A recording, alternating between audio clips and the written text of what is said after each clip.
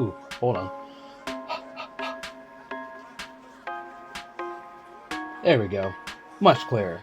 Good morning, afternoon, evening, whenever the Holy Spirit brings us across your timeline, Gospel Seekers. My name is Michael, and welcome to Ongoing Gospel Seekers. For the day I have for you 1 Corinthians chapter 13, verse 12. Now we see things imperfectly, like puzzling reflections in a mirror, but then we will see everything with perfect clarity. All that I know now is partial and incomplete, but then I will know everything completely, just as God now knows me completely. What's beautiful about this is the fact that this is coming from Paul, who is arguably one of the most influential Christians of all time, basically.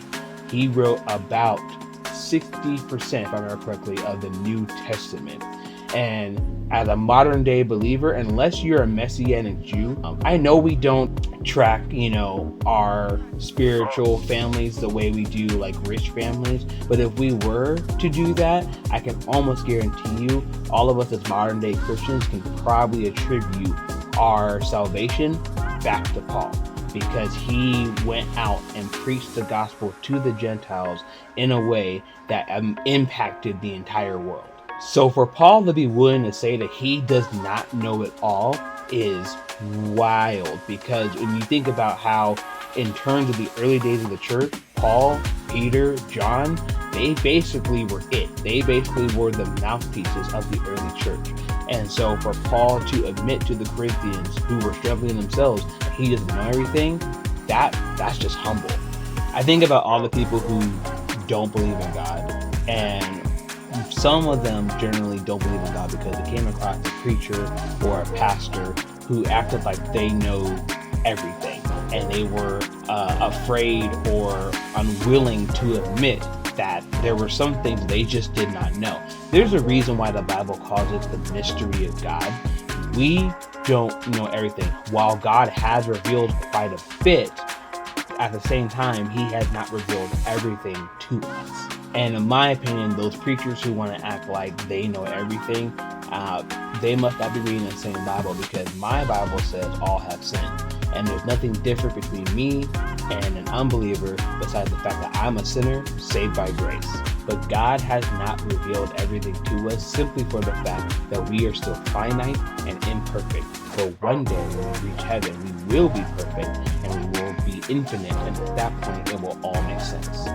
But what I also love about this verse is the fact that it's surrounded by what could arguably be more popular verses. Let's take a look. The full context says 1 Corinthians chapter 13, verses 11 through 13. When I was a child, I spoke and thought and reasoned as a child, but when I grew up, I put away childish things. Paul is talking about growth here. So he's reminding the Corinthian church that at some point we all have to grow up, and that means spiritually as well.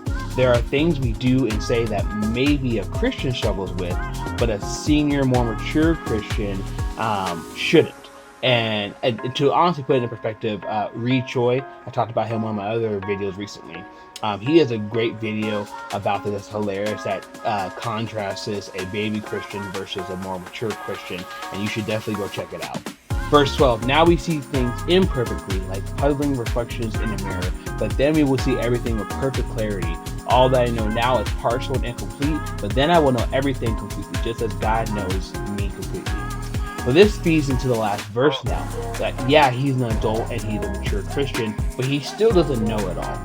Just like with our parents, we go to them when we are young, but as we grow older, we realize that they don't know it all. While they do have wisdom and they do have life experiences that lend to how they raise us, they still don't know it all. And so as we come into this world, we start building our own relationship.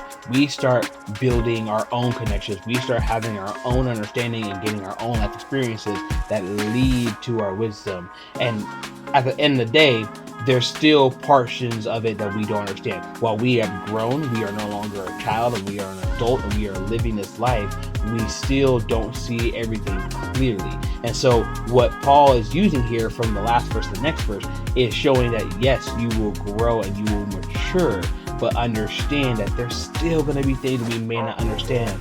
And that is okay, because that is the beauty of having a relationship and walking with God, because the more you walk with him, the more he's going to reveal to you. And Paul is using himself as that example. He is a wise leader in the church, but he doesn't know everything. And while we all may be walking to the same destination, we all have different paths to walk. And that's okay, because eventually it will all make sense. Verse 13, 3 things will last forever: faith, hope, and love. And the greatest of these is love. What's great about this is Paul is saying that through his haziness, through his maturity, there are 3 things he has completely understood. And that's the fact that no matter what, God's faith, hope, and love are always going to remain. And that's something that we can understand too, because we know that despite everything, God is faithful. We know that God is the source of hope, and we know that God is the meaning of love. And the greatest of all these is love. Why is that? Because without his love, there is no hope in Jesus Christ. Without his love, there is no faithfulness of the indwelling of the Holy Spirit. And that's the beauty of it, because even as adults, we know that as children still understand these things. They may not always be able to put it into words that they can understand, but as they grow older, they'll see it more clearly as they build their own relationship. And no matter where we all walk, all these 3 are going to remain: his faith, his hope, and his love. And that is something that we can all understand. And that, my friends, is good news. But that's all I have for you today. The Lord wants us to. We will see each other again, and then we will continue to seek the good news of the Holy Spirit together. I love you all. Shalom.